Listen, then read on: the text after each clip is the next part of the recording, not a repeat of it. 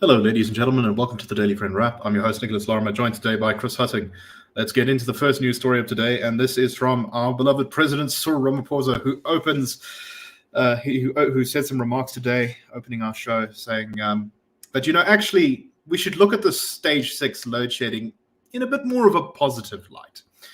Ramaphosa said that this was really, the stage 6 load shedding at the moment was a case of short-term pain for long-term gain.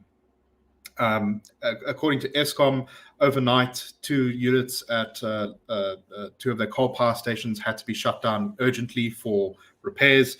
Breakdowns are currently removing 16,000 megawatts of generating capacity from the grid, and another 6,000 has been taken off for planned maintenance.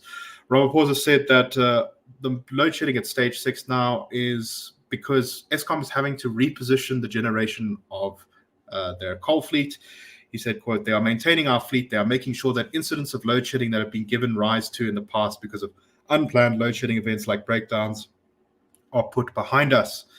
He said that the more intense load shedding schedule will not last and that this is all of a short-term nature and we will soon return to lower levels of load shedding.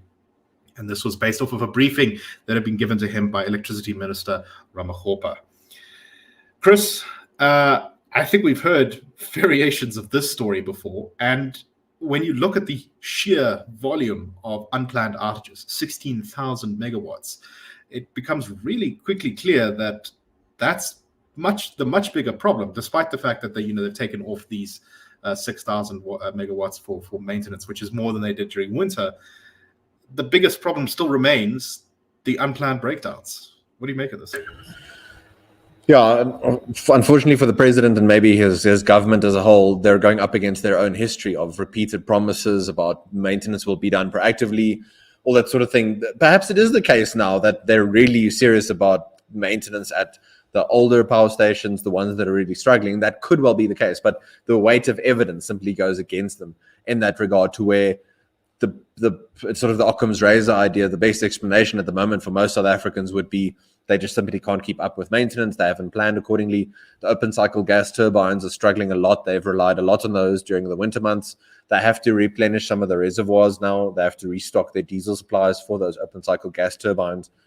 So yeah, it is quite creative on the part of the president, this attempted new spin. I'm surprised he also didn't throw in mention of apartheid, as seems to be the policy line in the last 2 weeks, blaming that for absolutely everything that the party has caused at this point in time. So some marks for creativity, but not, I think, any seriousness in terms of this is the actual the cause of our issues at the moment. Those unplanned outages, that's not sustainable. Over 16,000 megawatts. I wouldn't be surprised if at least some of this is due to the ANC really looking to do as much maintenance as they can now before we get closer to the election. Because the political consequences for having, let's say, stage 6 load shedding, I think around the time of the election, I think would be quite serious. And so I wouldn't be surprised if there's a little bit of a political urging on Eskom to say right now, guys, please do as much as you can now. We're running out of time. We really need to make sure that we have the lowest stage of load shedding before the elections. Something to keep an eye on. And a reminder, of course, that without Eskom being fixed, we aren't able to get proper economic growth in this country. Without proper economic growth, we're not going to be able to fix our unemployment and poverty problems. And if we don't, and the way to fix Eskom is to get rid of some of those key things. We need to privatize what we can privatize. And as for the bits that we aren't going to privatize, we need to end cadre deployment and BE so that we get maximum value for money and ensure that people are appointed to positions not based on race or political loyalty or whatever other criteria, but on merit alone. Okay, let us move on to our next story. And this is, I think, what is probably going to be a more common story going forward. We've seen it, I think, in smaller towns around the country, but it's now hitting a metro. And this is a ratepayers boycott in the city of eThekwini, the city of Durban, where the Westville Ratepayers Association, along with 20 other community organizations, is withholding 1.2 million rands in rates and taxes to protest high tariffs in the city of eThekwini. Not just high tariffs, but also the misspending of money. Significant amounts of money in eThekwini have been misspent. I think there was, in the 2021-2022 financial year, 427 million rand was found to be unauthorized, fruitless, and wasteful expenditure. And there has been a 50 billion rand loss over the last 5 years in eThekwini.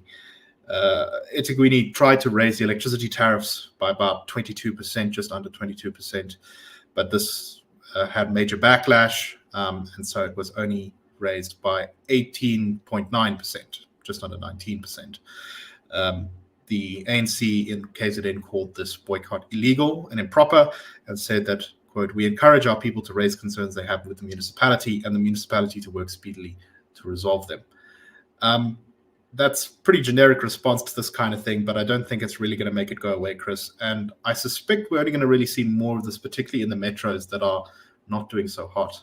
And I'm thinking the Gauteng metros might be next. What do you make of this story?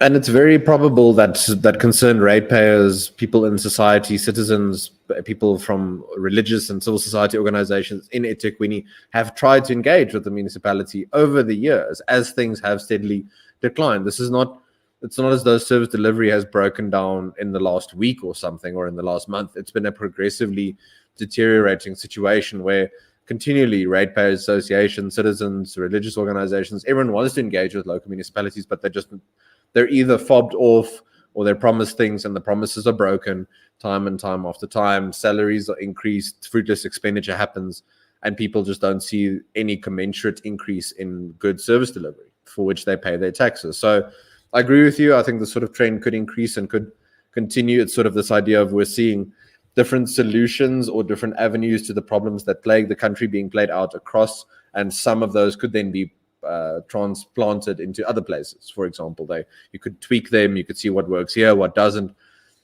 But I think there should be a broader questioning, and I'm glad this sort of thing is happening. Questioning, it ought not just be assumed as a given that taxpayers should be on the hook ad infinitum. There should be a reciprocity, some sort of requirement on the part of government.